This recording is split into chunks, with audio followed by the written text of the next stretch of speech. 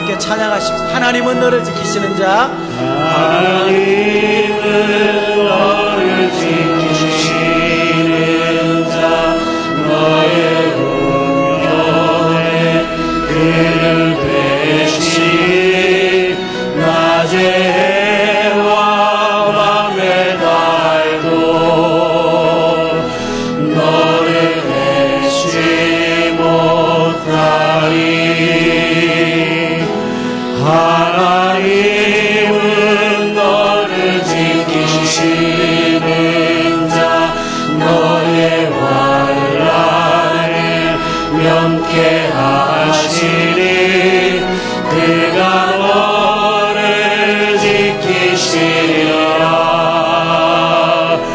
너의 출입을 지키시리라. 눈을 들어 산을 보아라.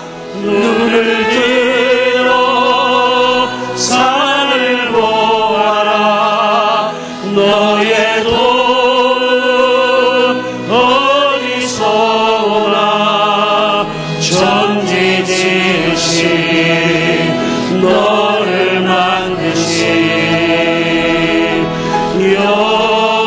여호와께로. 눈을 들어 산을 보아라. 눈을 들어 산을 보아라. 너의 돈 어디서 오나. 천지 지으신 너를 만드신 여호와께. 다시 한번 눈을 들어 산을 보아라. 눈을 들어 산을 보아라. 너의 돈 어디서 오나. 천지 지으신 너를 만드신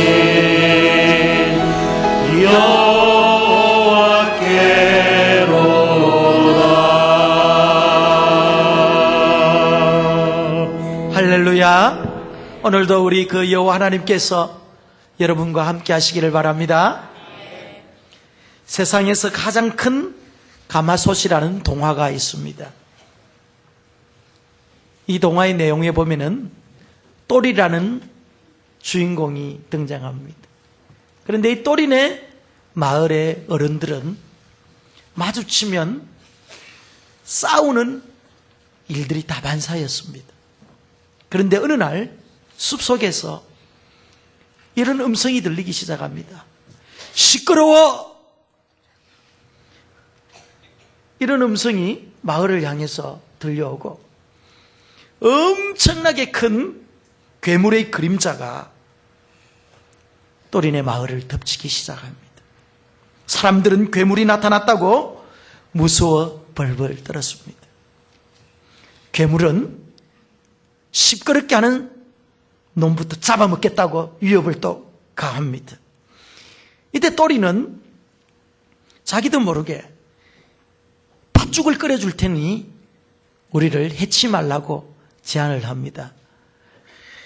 이때 괴물은 그렇다면 동짓날까지 팥죽을 끓여 놓아라 하고는 얼음장을 넣고 사라집니다. 엄청나게 큰 괴물에게 줄 팥죽을 생각하니 집에 있는 솥으로는 도저히 감당을 할 수 없게 되었습니다. 그래서 마을 사람들은 엄청나게 큰 팥죽을 끓이기 위해서 세상에서 가장 큰 가마솥이 필요했습니다. 그래서 처음에는 이 가마솥을 마련하기 위해서 또 팥죽을 끓이기 위해서 옥신각신 서로 다투고 싸우다가 조금씩 의견을 모으기 시작했습니다.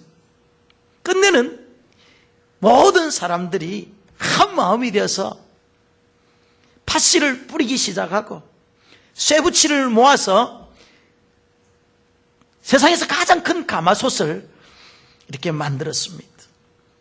이런 과정 속에서 만나면 싸우기만 하던 마을 사람들이 서서히 마음이 하나가 되고 화합하게 되고 그리고 또 이 팥죽을 끓이는 과정 속에서 이 화합의 절정을 이루게 됩니다. 엄청나게 큰 팥죽을 끓이기 위해서는 여러분 새알심 알죠? 팥죽에 넣는 이 새알심이 얼마나 크겠습니까? 그래서 그 새알심을 만드는 과정 속에서도 이 마을 주민들이 하나가 되어서 새알심을 만들고 또 그 큰 가마솥에 팥죽이 누르붙지 않도록 큰 주걱을 가지고 젓는 일, 소금으로 간을 맞추는 일, 이런 모든 일들을 하는 과정 속에서 만나면 싸우기만 하던 이 마을 주민들이 서로 협력하고 서로 말이죠 화합하고 서로 위로하고 격려하면서 이 팥죽을 이제 만드는 거예요. 드디어 눈이 펄펄 내리는 동짓날에 팥죽이 완성이 되었습니다. 사람들은 이제 괴물이 나타날 걸 생각하고 무서워서 이제 집 안으로 꼭꼭 숨었지만은 이 또리는 괴물이 어떻게 팥죽을 먹는지 나무 위에 올라가서 기다리고 있었습니다. 그런데 갑자기 거대한 괴물이 싹 흩어지더만 그 팥죽 안으로 싹 다 들어가가지고 팥죽을 막 먹는 거예요. 알고 보니까 이 거대한 괴물은 이 마을 주민들이 워낙 시끄럽게 이렇게 사니까 그들에게 경고를 주기 위해서 숲속 동물들이 다 모여가지고 하나의 위장을 한 거예요. 그래서 엄청나게 큰 괴물처럼 이렇게 보이게 한 거죠. 이 사실을 안 마을 주민들은 이전 같았으면은 네가 잘났니 내가 잘났니 하고 막 치고받고 싸울 줄 알았는데 이 사람들은요 이 팥죽을 만드는 과정 속에서 마음이 하나 되고 뜻이 하나 되었기 때문에 서로 한 사람도 불평하거나 투덜대는 사람 없이 다 마을에서 나와가지고 이 짐승들과 함께 팥죽을 그럼 나눠 먹는 모습으로 이 이야기가 이제 끝이 납니다.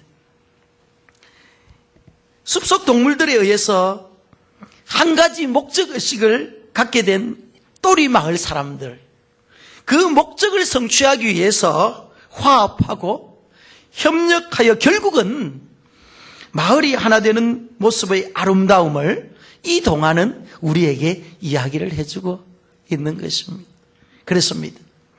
하나의 목적을 위해서, 하나의 뜻을 위해서 우리가 마음을 하나로 한다면은 우리 앞에 놓여져 있는 어떠한 어려움이 있다 할지라도 그것은 다 나중에는 해결되어진다는 것입니다. 중요한 것은 우리의 마음이 분산되지 않는 거예요. 에베소서 2장 11절에서 13절의 내용을 자세히 살펴보면요 과거 우리의 모습을 잘 소개해 주고 있습니다. 12절 말씀에 보면 그때 너희는 그리스도 밖에 있었고 이스라엘 밖에 있었고 세상에서 소망이 없고 하나님도 없던 자이더니 이런 말씀이 무슨 말입니까? 과거의 우리의 모습은 아웃사이드에 있었다는 것입니다. 그런데 이제는 인사이드로 들어왔다는 것입니다. 은혜의 영향권 밖에 있었던 우리가 이제는 은혜의 영향권 안으로 들어왔다는 것입니다. 이전에는 우리가 축복의 권에서 제외된 존재들이었지만 이제는 축복권 안으로 우리가 들어왔다는 것입니다. 이제는 교회 밖에 있었지만 이제는 우리가 교회 안으로 들어왔다는 것입니다. 우리의 과거는 그랬지만은 지금은 이와 같이 우리는 은혜의 영향권 안으로 교회 안으로 다 들어온 하나님의 자녀가 된 거예요. 그러면 이렇게 우리를 밖에 있었던 우리의 존재를 안으로 들어오게 한 이것을 가능케 한 것이 무엇이냐는 거죠. 13절 말씀에 이제는 전에 멀리 있던 너희가 그리스도 예수 안에서 그리스도의 피로 가까워졌느니라. 이전에는 우리는 제각기였어요. 내 방식대로 살아갔습니다. 그런데 이제 예수 그리스도의 피가 우리를 하나 되게 했다는 거죠. 예수 그리스도의 피가 우리를 가깝게 했다는 것입니다. 여기서 피라는 것은 예수 그리스도의 십자가의 사건을 말합니다. 예수 그리스도께서 자신의 피로 우리의 죗값을 다 지불해 주신 그 사건, 그의 피로 속량을 받은 하나님의 자녀들이 이제 공동체를 이룬 곳이 있습니다. 그곳이 바로 교회라는 것입니다. 예수 그리스도의 피로 말미암아 구원을 받은 하나님의 자녀들이 모인 곳이 바로 교회라는 곳입니다. 그래서 교회를 에클레시아라는 말로 표현한단 말이에요. 에클레시아는 부르심을 받은 공동체들. 우리는 이전에 밖에 있었잖아요. 예수 그리스도 밖에 있었던 존재다. 그러나 예수 그리스도의 피로 우리는 밖으로부터 안으로 부르심을 받은 자들이 되었다라는 것입니다. 그래서 우리는 교회 공동체를 지금 형성하고 있는 것입니다. 가수원 교회라는 교회 공동체 안에 우리가 지금 한 몸으로서, 지금 지체로서 있는 것입니다. 그렇다면 부름받은 자들이 교회 공동체를 형성하기 위해서 반드시 필요한 요소가 있는데, 그것이 무엇이냐면 그것은 동일한 신앙을 고백할 줄 알아야 되는 것입니다. 동일한 신앙을 고백하지 않으면요, 그것은 한 몸이 아니에요. 예수님께서 가이사랴 빌립보에서 제자들을 향해서 이런 질문을 던집니다. 사람들이 나를 누구라고 하느냐? 그랬을 때 제자들은 어떤 사람은 세례 요한이라고 합니다. 또 어떤 사람은 엘리야라고도 하고, 어떤 사람은 예레미야기도 하고, 어떤 사람은 선지자 중에 한 사람이라고 그렇게 이야기를 합니다. 그러자 예수님께서 하신 말씀이, 그렇다면 너희는 나를 누구냐 하느냐고 했을 때, 이때 용감한 베드로가 주는 그리스도시요 살아계신 하나님의 아들이십니다라고 고백을 합니다. 이때 예수님께서 바요나 시몬아, 내가 복이 있다. 그러면서 네가 그 고백한 신앙 위에, 그 고백 위에 내 교회를 세우겠노라, 이렇게 예수님께서 말씀하셨습니다. 그러니까 주는 그리스도시요 살아계신 하나님의 아들이십니다라는 이 신앙의 고백 위에 주님의 몸된 교회는 세워져야 한다라는 것입니다. 그렇다면 여러분, 우리가 하나님 앞에 고백하는 신앙의 고백은 무엇입니까? 여러분들이 예수 그리스도를 어떻게 고백하고 계십니까? 무엇을 마음으로 믿고 무엇을 입으로 고백하고 있습니까? 우리가 고백하는 이 신앙은요, 각자의 고백이 아니라 모두 다가 동일한 고백이 되어야 됩니다. 그래서 우리가 고백하는 것이 무엇입니까? 전능하사 천지를 만드신 그 하나님 아버지를 내가 믿고, 그 외아들 예수 그리스도, 그분이 이 땅에 성령으로 잉태하시고, 그분이 동정녀 마리아에게 나시고, 십자가에 죽으시고 부활하시고 성천하셔서 지금도 하나님 우편에서 이 우주 만물을 다스리고 계시는 그 예수 그리스도, 장차 그분이 다시 이 땅을 심판하기 위해서 다시 재림하실 그분을 믿고, 또 그분이 우리에게 보내주신 그 성령으로 우리 성도가 함께 교통한다는 이 사실을 믿는, 이것이 바로 우리의 동일한 신앙 고백인 것입니다. 이러한 동일한 신앙 고백을 할 때 우리는 교회 공동체의 일원이 될 수 있다는 것입니다. 이 사람은 이렇게 신앙 고백하고 저 사람이 저렇게 신앙 고백하면은요, 그거는 교회가 아니에요. 우리가 믿는 하나님, 우리가 믿는 예수님, 우리가 믿는 이 성령님을 우리가 동일하게 고백할 때 그것에는 진정한 교회 공동체가 이루어진다는 것입니다. 오늘 우리가 읽었던 본문 로마서 12장 5절의 말씀은, 우리 많은 사람이 그리스도 안에서 한 몸이 되어 서로 지체가 되었느니, 그리스도 안에서 이제 우리가 따로따로 노는 것이 아니라 한 몸, 한 지체가 되었다라는 것입니다. 그래서 성경은 교회를 그리스도의 몸이라고 표현하고 있습니다. 그렇다면 몸의 특징은 무엇입니까? 다양한 조직과 다양한 기관으로 구성되어져 있습니다.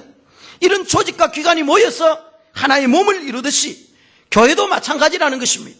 다양한 부류의 사람들이 모여서 이제 동일한 신앙 고백을 하며 주님의 몸된 교회의 지체로서 각자의 기능을 담당하는 것이 바로 교회라는 것입니다.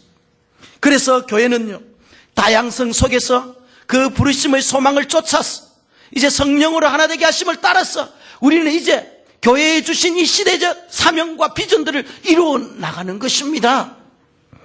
그렇다면은 이제 교회가 어떻게 하면은 주께서 우리를 불러주신 그 부르심의 소명을 쫓아 우리가 전진할 수 있는가? 어떻게 하면은 우리 교회가 시들시들한 그런 무미건조한 교회가 아니고 건강한 교회가 되어서 머리 대신 그 예수님의 명령을 잘 순종하면서 그 머리 대신 예수님의 뜻을 우리가 잘 받들어 섬길 수 있는 건강한 교회가 될 수 있느냐는 거죠. 건강한 교회가 되기 위한 첫 번째 조건을 오늘 성경 본문 3절은 이야기를 하고 있습니다. 하나님께서 각 사람에게 나누어 주신 믿음의 분량대로 지혜롭게 생각하라는 것입니다. 그러니까 한마디로 각각 개인에게 주신 믿음의 분량이 다 있다라는 것입니다. 이 믿음의 분량대로 우리가 자신에게 주어진 환경 속에서 최선을 다하면은 주님의 교회는 그때부터 든든하게 세워져 나가는 것입니다. 그래서 주님께서 주님의 교회가 든든하게 세워지기 위해서 우리에게 주신 것들이 있는데 그것이 무엇이냐면 직분이에요. 직분. 그래서 에베소서 4장 11절 12절 말씀에 보면은 그가 어떤 사람은 그가라는 예수님께서 우리에게 직분을 주시는 거예요. 예수님께서 어떤 사람에게는 사도의 직분을 주고 어떤 사람에게는 선지자의 직분을 주고 어떤 사람에게는 복음 증거자로서의 직분을 주시고 어떤 사람에게는 목사와 교사로서의 다양한 직분을 주셨다라는 것입니다. 이 직분을 통해서 주님의 교회는 든든히 건강하게 세워져 나가는 것입니다. 여기서 어떤 사람은 직분 앞에 수식어가 붙는 이유가 있습니다. 이것은 무엇을 말합니까? 믿음의 분량이 각각 다 다르다는 것입니다. 어떤 사람은 자신의 믿음의 분량을 너무 과대평가해가지고 마땅히 생각할 그 이상의 것들을 생각해서 교만에 빠지는 사람이 있고, 또 어떤 사람은 하나님께서 그들에게 주신 그 믿음의 분량을 과소평가해가지고 마치 한 달란트를 받아서 땅에 묻어놓은 지혜롭지 못하고 게으른 그런 종과 같은 사람들도 있다는 것입니다. 이처럼 하나님께서 우리에게는요 다양하게 믿음의 분량을 주었습니다. 이 믿음의 분량대로 우리가 주님의 몸된 교회를 세워나가는 것입니다. 그렇다면 이 믿음의 분량대로 우리가 사역하기 위해서 필요한 것이 무엇이냐? 그것은 오늘 본문의 말씀처럼 지혜롭게 지혜가 필요한 거예요. 그렇다면 이 지혜는 누구로부터 오느냐? 위로부터 오는 거예요. 그래서 야고보서 1장 5절 말씀에 너희 중에 누구든지 지혜가 부족하거든 후히 주시고 꾸짖지 아니하시는 하나님께 구하라 그리하면 주시리라. 그래서 우리가 주의 일을 감당하는데 주님 나는 지혜가 부족합니다. 주님 나에게 지혜를 주셔서 나의 믿음의 분량을 알게 하여 주시고 그 믿음의 분량을 쫓아 내가 주님의 몸된 교회를 받들어 섬기게 해달라고 우리는 기도하는 것입니다. 기도할 때 성령님께서 우리를 깨우쳐 주시고 가르쳐 주시고 행동할 것 행동하게 하시고 생각나게 할 것 생각나게 하시고 우리를 인도해 주시는 것입니다. 기도하지 아니하면은요 자칫 잘못하면은 우리의 믿음의 분량을 오버하는 경우가 있고 말이죠. 또 믿음의 분량을 과소평가해가지고 영적으로 나타나게 되는 경우도 있다는 것입니다. 여러분 개영배라는 술잔 아십니까? 이 술잔은 술이 80%가 딱 차면은 밑으로 술이 싹 빠져버립니다. 신기한 술잔이잖아요. 강원도 홍천에 우삼돌이라는 도공이 있었습니다. 그는 다른 사람들이 흉내낼 수 없는 훌륭한 도자기를 구워 만드는 기술이 있었던 것입니다. 그래서 이 사람은 만들어내는 것마다 다 작품인 거예요. 잠자는 사람들 좀 깨우세요. 옆에 있는 사람. 잠자면 공격받습니다. 딱 옆에 사람에게 인사합니다. 잠자면 공격받습니다. 예. 제가 말씀드리는데요. 잠은요, 한 번씩 피곤하면 주무세요. 저 기둥 뒤에서. 그런데 매일 이렇게 주무시는 분은요, 그거는 좀 문제가 있어요, 여러분. 하나님 말씀이 선포되는데 자꾸 잠자는 것은요, 하나님의 말씀을 자꾸 가로막는 영이 있다는 거예요. 하나님 말씀을 들어야죠. 믿음이 자라고 성장하는데, 말씀을 듣는데 자꾸 말이죠. 주무시니까 믿음이 안 자라는 거예요, 여러분. 그래서 잠이 오면은요, 정신을 바짝 차리고, 내가 공격받고 있구나 생각해야 된다니까. 지금은 아무도 주무시는 분이 없습니다. 그래서 이 도공이 만드는 도자기는 너무너무 훌륭한. 그러다 보니까 이 사람이 이름이 유명해지고 그가 만든 도자기는 임금님에게 진상되고 그러다 보니까 부와 명예가 이 사람에게 찾아온 거예요. 부와 명예가 오니까 주위의 일을 시키게 하는 사람들, 질투하는 사람들이 많잖아요. 그래가지고 이 사람이 결국 그들의 모함에 빠져가지고 주색 잡기에 빠지게 되는 거예요. 술 먹고 방탕한 삶을 삽니다. 결국은 자신의 모든 것을 잃어버리고 패가망신하는 지경에 이르게 됩니다. 정신을 차리고 난 뒤에는 모든 것을 되돌릴 수 없는 상황에까지 이릅니다. 지난날의 잘못을 깊이 후회하면서 마지막으로 심혈을 기울여서 만든 도자기가 뭐냐면은 개영배라는 거예요. 개영배. 술을 따르면은 80%가 차면은 쏙 다 빠지는 거.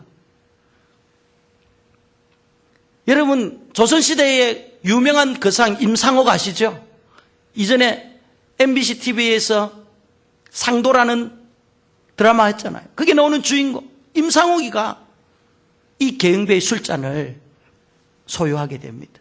그래서 이 임상옥은 날마다 이 개영배를 곁에 두고 끝없이 솟구치는 재물에 대한 이 과욕들을요 다스리면서 재물을 모았다고 합니다.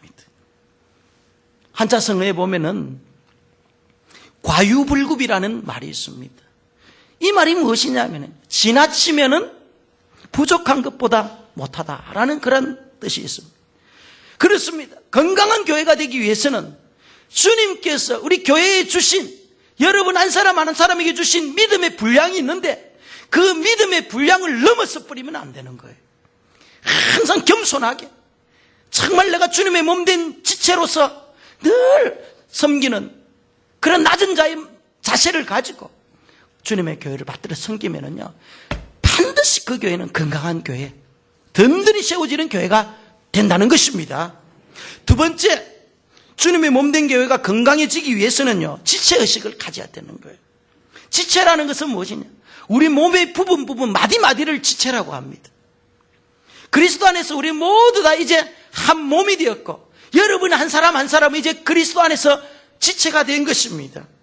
이것은 우리가 이제 예수님 안에서 연합된 존재라는 것을 의미합니다. 그래서 고린도전서 12장 26절 말씀에 보면은 만일 한 지체가 함께 고통을 받으면 모든 지체가 함께 고통을 받고 또 한 지체가 영광을 얻으면 모든 지체가 함께 즐거워하느니라. 이 말씀은 무엇을 말합니까? 우리 모두는 이제 하나입니다. 기쁨과 슬픔을 같이 하는 그런 가족과 같은 공동체라는 것입니다. 그래서 로마서 12장 5절 말씀에 즐거워하는 자들과 함께 즐거워하고 우는 자들과 함께 울라. 함께 울고 함께 고통을 나누는 자는 누굽니까? 한 형제 한 자매들이잖아요. 그래서 여러분들은요 우리 가수원교회 그리스도의 몸으로서 한 형제 한 자매 한 지체가 된 것입니다. 예를 들어 여러분 손톱에 가시가 박혔다고 생각해 보십시오. 그러면은 그 손만 아픕니까? 아니잖아요. 우리 몸 전체가 다 아프단 말이에요. 그리고 또 우리의 머리에 면류관이 씌워진다면은 그 면류관은 그 머리만 영화롭게 합니까? 아니잖아요. 우리 몸 전체를 영화스럽게 한단 말이에요. 이처럼 우리가 그리스도 안에서 한 몸, 한 지체라는 이 사실을 항상 생각해야 됩니다. 그래서 한 몸, 한 지체가 되기 위해서는 항상 우리는 상호 존중과 상호 책임의 그런 마음을 가지고 있어야 되는 거예요. 고린도전서 12장 22절에서 23절에 보면은요, 더 약하게 보이는 몸의 지체가 도리어 요긴하고 몸에 덜 귀히 여기는 것이 귀히 여겨지고 아름답지 못한 지체가 아름다움을 얻느니라. 우리 몸 가운데 여러분 가장 천대받는 부분이 어디입니까? 여러분들의 몸 가운데 가장 천대받는 부분이 어디죠? 오늘 왜 장로님 안 계시지? 우리 몸 가운데 가장 천대받는 부분은요 발이에요. 발. 그 중에서도요 제일 연약하고 제일 부족하고 볼품없는 데가 어디예요? 예? 발가락 중에 새끼 발가락이잖아요. 그죠? 이 새끼 발가락은요 다른 발가락은 다 이렇게 세워져 있는데 이것만 삐뚤하게 이렇게 꼬여 있는 거예요. 발톱은 또 어떻게 못났나요? 생기다가 말았잖아요. 발톱은.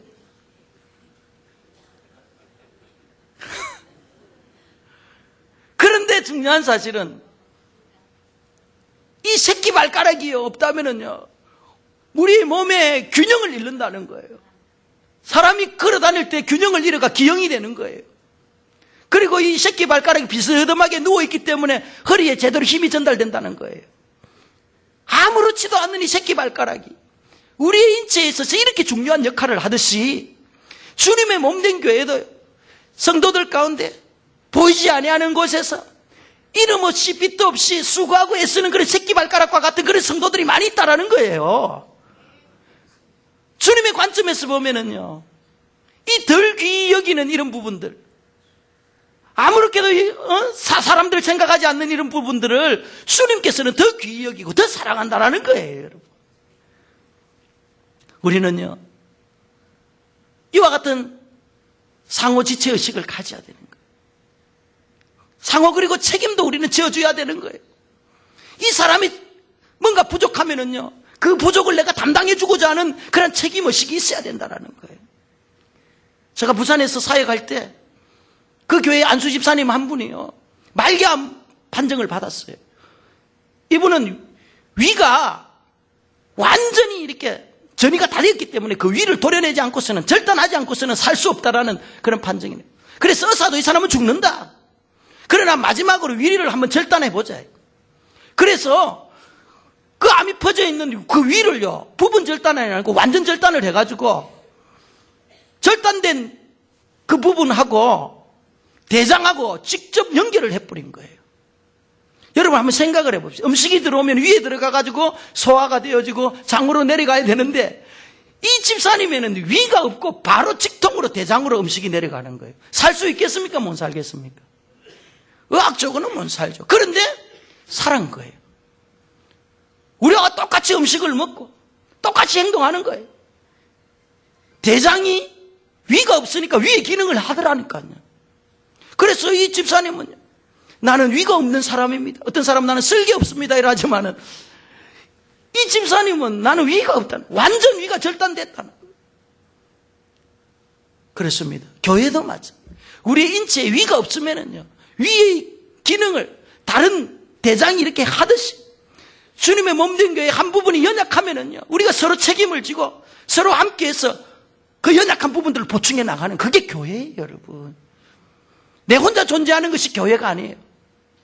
항상 교회는 협력하고 서로 위로하고 서로 교통하고 서로 함께하는 그런 것이 바로 교회 공동체라는 것입니다. 그리고 마지막에 이제 건강한 교회를 세우기 위해서는 오늘 본문 6절에서 8절의 말씀처럼 은사를 따라 행하는, 은사라는 것은 무엇입니까, 여러분? 그것은 주님의 몸된 교회를 잘 섬기기 위해서 우리에게 주신 탁월한 능력과 재주를 말하는 거예요. 하나님께서 여러분들을 교회 공동체로 하나님의 백성으로 불러주실 때 그냥 무능한 그런 사람으로 불러주신 분 하나도 없어요. 다 하나님께서 여러분들에게 한 가지 특별한 재주를 다 줬단 말이에요. 그 능력을 다 줬단 말이에요. 그 능력을 따라서 그 재주를 가지고 내가 일을 하면 피곤하지가 않아요. 내가 잘하는 걸 해보세요. 막 신이 나잖아요. 그런데 내가 못하는 거 막 해보세요. 얼마나 피곤하겠어요. 그래서 주님의 몸된 교회를 잘 섬기기 위해서는요, 은사를 따라 여러분에게 주어진 능력을 따라서 잘 섬기면은요, 교회도 유익하고 여러분들도 기쁘게 주님을 섬길 수 있고, 기쁘게 잘 섬기면 주님께서 주시는 또 복도 받아 누리고, 얼마나 얼마나 좋아요. 오늘 본문에 보면 예언의 연사도 나옵니다. 이 예언의 연사는요, 앞으로 될 일들을 대해서 막 이야기하는 것이 아니에요. 이 예언의 연사는 마땅히 행할 바를 가르치는 거예요. 하나님의 뜻을 잘 전달하는 것을 이 예언의 은사라고 그래요. 오늘날 말하면 설교자들, 교사들이 이러한 은사를 받죠. 두 번째, 섬기는 은사가 있습니다. 이것은 헬라어로 디아코니아라고 해요. 디아코니아. 이것은 다른 사람에 대한 봉사의 사역을 말합니다. 그러니까 교회가 하나님께 주신 여러 가지 사역들 가운데 이 봉사의 사역을 해야 되는 거예요. 우리 주위에 믿지 않는 이웃들, 지역 주민들을 위해서 교회가요, 문을 열어놓고 사역을 해야 된다는 거예요. 섬기면 사역을 해야 되는 거예요. 그럴 때 주님의 교회는 건강해지는 거예요. 사회적으로부터 지탄을 받지 않는 거예요. 교회의 직분 가운데 이 섬김의 직분은 어떤 자들이 해야 되느냐? 집사의 직분을 받은 사람들이 이 섬김의 직분, 봉사의 직분을 해야 되는. 그리고 세 번째, 가르침의 은사도 있습니다. 이 가르침의 은사를 받은 자는요, 말씀을 정확하게 깨닫고 또 파악하는 그런 지혜가 있는 사람들이에요. 그래서 이 사람이 가르치기만 하면은요, 사람들이 다 잘 듣고 이해 잘하고 그러는 거예요. 이런 말씀의 은사가 없는 사람이 목사가 되고 말씀의 은사가 없는 사람이 교사가 되면은요, 어떻게 되겠어요? 다 조는 거예요. 다 피곤해지죠. 듣는 자체가 피곤한 거예요. 어떤 대학 교수님이 지식은 많은데 가르치는 은사가 없는 거예요. 그래서 학생들에게 강의만 하면 학생들이 다 조는 거예요. 100% 조는 거예요. 그래서 어느 날 어떤 일이 벌어졌냐면은 교수님이 강의하는데 전부 다 학생들이 깨는 일이 벌어졌어요. 왜 그런 줄 알아요? 이 교수님이 의자에 탁 앉아가서 자기가 강의를 하는데 자기도 너무 재미없게 강의하니까 자기도 졸한 거예요. 자기도 졸아가 갑자기 끄떡하다 뒤에 꽉 넘어져 버린 거예요. 그러니까 자던 학생들이 다 일어난 거죠. 이처럼 말이죠. 가르침의 연사가 없는 사람이 남을 가르치려고 하니까 듣는 사람도 피곤하고 본인도 피곤하고. 그래서 가르침의 연사가 있는 사람은 교회 주일학교 교사로서, 그죠? 항상 말씀을 전하는 그런 사역자들로서 쓰임 받아야 되는 거예요. 찬양을 잘하는 사람들은 어디에 가야 되겠나요? 찬양대에 다 가야 되는 거예요. 나에게 가진 것은 힘밖에 없다고 생각하시는 분은 어떻게 해야 돼요? 봉사의 직분, 예? 빗자루 들고, 걸레 들고 기쁨을 할 수 있잖아요. 내가 잘하는 건 운전밖에 없다 이러면은 차량 운전하는 거예요. 그럴 때 하나님께서 기쁨을 주시고 그 섬김 가운데 하나님께서 복을 주시는 거죠. 그리고 권면의 은사가 있는데 이 권면의 은사라는 건 오늘날 말하면 카운슬링을 말하는 카운슬. 교회 내에서 신앙의 문제가 있고 여러 가지 삶의 복잡한 문제가 있는데 이 권면의 은사를 받은 자에게 가서 상담을 하면은요, 마음이 시원해지고 말이죠. 금방 모든 문제가 다 풀릴 것 같아요. 그런 분들 있죠? 그분들은 권면의 은사를 받은 분이에요. 근데 이 권면의 은사는 오늘날 우리에게 주신 직분과 연결하면은 우리 교회 권사님들이 이 권면의 은사를 가지고, 이 권사라는 말이에요. 권할 권자예요. 그러니까 우리 권사님들은요, 봉사하고 막 이래 섬기는 것들도 잘해야 되겠지만은 정말 진짜 본질적인 그들의 사역은요, 권면하는 거, 위로하는 거예요. 사람들 따뜻거려주는 거예요. 우리 권사님들 만나면은 우리 성도들이 마음이 편안해지고, 권사님들 만나가 이야기를 몇 마디 들으면 막 힘이 나고 막 그래야 되는데, 권사님들하고 이야기하면 시험 들고 이러면 안 된다는 거예요.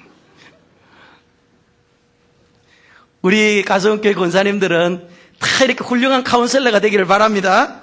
그 다음에 구제, 다스림, 긍휼, 베품 이런 은사들이 노는데 이 모든 은사의 공통된 특징은 무엇이냐? 나의 유익이 아니에요. 나를 위해서 사역하는 것이 아니고 주님의 몸된 교회의 유익을 위해서, 공동체의 유익을 위해서 이와 같은 모든 은사를 우리 하나님께서 주셨다라는 것입니다. 성도를 도와주고 교회의 바른 질서를 세워나가고 불쌍한 이웃들을 돕고 도와주는 이런 모든 은사를 말하는 거예요. 이것들이 다 위로부터 우리 하나님께로 우리에게 주어지는 은사예요. 이 은사들을 잘 받아가지고 믿음의 분량대로 주님의 교회를 잘 섬기면은요, 그 교회는 반드시 건강한 교회, 정말 부흥하는 교회, 생명력이 있는 교회가 된다라는 것입니다. 교회는 그리스도의 몸입니다. 주님은 교회의 머리가 되십니다. 그를 믿는 우리는 몸의 각지체들입니다. 몸이 건강하면은요, 머리의 명령을 받아서 선한 일을 할 수 있는 거예요. 그러나 몸이 건강하지 못하면은 아무리 머리에서 좋은 명령을 내리더라도 절대 몸이 그 머리의 명령을 수행할 수 없는 것입니다. 주님은 우리 교회가 건강한 교회가 되기를 원하는 것입니다. 그렇다면 우리가 어떻게 해야 되겠습니까? 우리에게 주신 직분에 따라 믿음의 분량대로 정말 한 몸 한 지체라는 의식을 가지고 우리에게 주신 그 은사를 마음껏 활용하면은요, 우리 교회는요, 건강한 교회가 되는 거예요. 저는 이번에 우리 홈페이지를 준비하면서 담임 목사 인사말에 준비하는 가운데 가수원이라는 말을 새롭게 알았어요. 이 가짜라는 말은 무슨 가짜냐면요, 아름다운 갈자예요. 아름다운 갈자. 몰랐죠, 권사님? 숫자는요, 물숫자예요. 물숫자. 원은 고울 원자예요. 그러면은 아름다운 물이 흐르는 고을이라는 말이에요. 가수원이요. 그러면 가수원 교회라면은요, 아름다운 물이 흐르는 고을의 교회라는 거예요. 그러면 여기에서 아름다운 물은 누구를 말하겠습니까? 생명수 되신 우리 예수님을 예수님이 될 줄 믿습니다. 그러니까 우리 가수원교회는요, 생명이 흐르는, 생명 대신 예수 그리스도께서 흐르는 아름다운 교회에 우리는 있는 거예요. 이제 그 아름다운 교회, 머리 대신 예수님 모시고, 이제 우리 교회가 건강한 교회, 정말 든든하게 세워지는 교회, 주님께서 교회에 주신 귀한 명령들과 사역들을 마음껏 수행하는, 그래서 정말 주님께서 기뻐하시는 그런 교회가 되리라 저는 확신합니다. 여러분 모두 다가 그 현장의 주인공이 되는 귀한